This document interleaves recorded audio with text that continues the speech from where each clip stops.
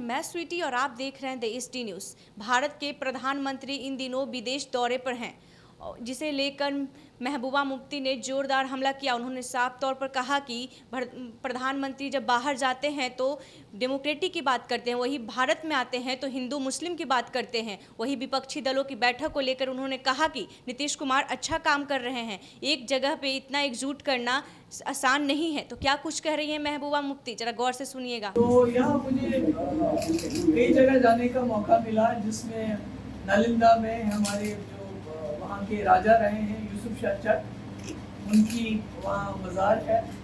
और उसके बाद बोध गया गई, मैं बहुत अच्छा लगा। और आज मैं गई थी यहाँ गुरुद्वारे गोविंद जी सिंह जी के यहाँ, तो अच्छा लगा। मेरा एक्सपीरियंस बिहार का बहुत अच्छा रहा।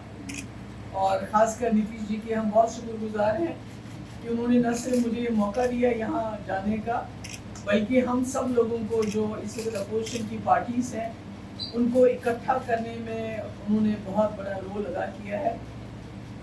और सब लोगों का यही था कि जो इस वक्त अटैक हो रहा है आइडिया ऑफ इंडिया के ऊपर, कॉन्स्टिट्यूशन के ऊपर, डेमोक्रेसी के ऊपर, सेक्युलरिज्म के ऊपर, इसको किसी न किसी तरीके से बचाना है।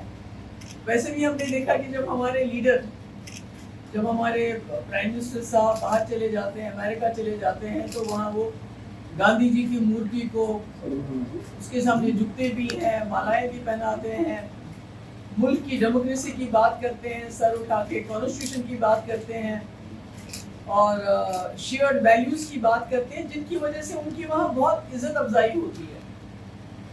तो जब यही लोग जब वापस आते हैं इंडिया के अंदर, मुल्क के अंदर, तो गांधी जी के जो किलर हैं गोडसे, उनकी पूजा करते हैं, कॉन्स्टिट्यूशन को तितर बितर कर देते हैं, जमहूरियत का नामो निशान मिटाते हैं। और जहां सरकारें इलेक्ट की होती है लोगों ने, उन सरकारों को गिरा के डेमोक्रेसी को खत्म करने की कोशिश करते हैं, हिंदू मुस्लिम करते हैं। तो ये शायद भूल जाते हैं कि जो बाहर जाके फॉरेन कंट्रीज में, अमेरिका में, बाकी जगह, ऑस्ट्रेलिया में इनको जो इज्जत मिलती है वो किसी इंडिविजुअल को नहीं मिलती है, वो इस मुल्क के संविधान, इस मुल्क की डेमोक्रेसी, इस मुल्क के जो गांधी, जवाहरलाल नेहरू और अंबेडकर जी ने सॉफ्ट पावर बनाया हिंदुस्तान को। ये जो लोग झुकते हैं वहाँ हमारे प्राइम मिनिस्टर के पास जाके बात करते हैं, उनकी इज्जत करते हैं, तो ये वो सॉफ्ट पावर हिंदुस्तान की इज्जत होती है, जिसको फटाफट जब वापस आते हैं तो भूल जाते हैं और फिर वही हिंदू मुस्लिम झगड़ा वगैरह कराते हैं।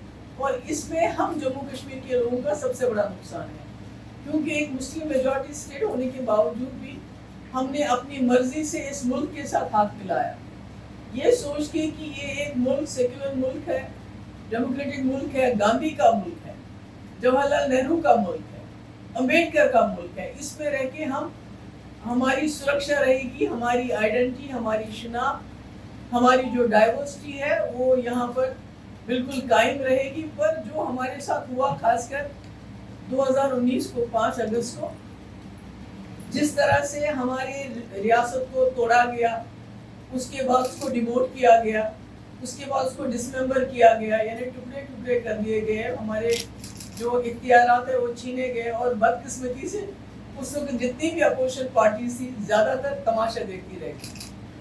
उनको ये पता नहीं चला कि जो आज कश्मीर में हो रहा है वो कल उनके साथ भी हो सकता है। जम्मू कश्मीर की जो स्पेशल स्टेटस है वो कोई हमें पाकिस्तान या चीन ने नहीं दिया था, वो इसी मुल्क के संविधान ने दिया था।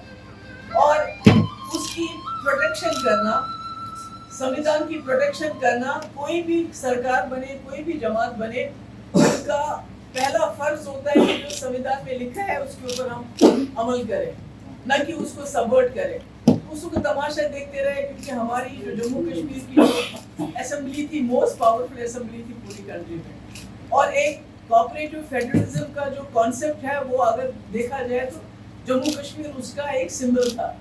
पर सारा इन्होंने उसको जो तबाह किया। और बदकिस्मती से जो लोग हैं बीजेपी वाले और उनके भक्त तो उसमें मिठाइयाँ बांट ही रहे थे, पर हमारे अपोजिशन वालों ने भी वहाँ काफ़ी लोग थे जिन्होंने वहाँ टेबल बजाया। और आज उनको समझ आ रही है कि जब दिल्ली में ऑर्डिनेंस आ गया, जब बाकी जगह इन्होंने सरकारें गिराई, हमारी तो जम्मू कश्मीर में सरकार बनती नहीं थी। हमारी जिस वक्त सरकार बनाना चाहते थे 2018 में, तो सत्यपाल मलिक साहब ने कहा मेरा फैक्स खराब हो गया। तो आपने साफ तौर पर सुना कि महबूबा मुफ्ती कह रही हैं कि देश बचाना है तो एकजुटता जरूरी है। नीतीश कुमार अच्छा काम कर रहे हैं। तो ऐसे ही तमाम खबरों के लिए देखते रहें देश डी न्यूज़। धन्यवाद।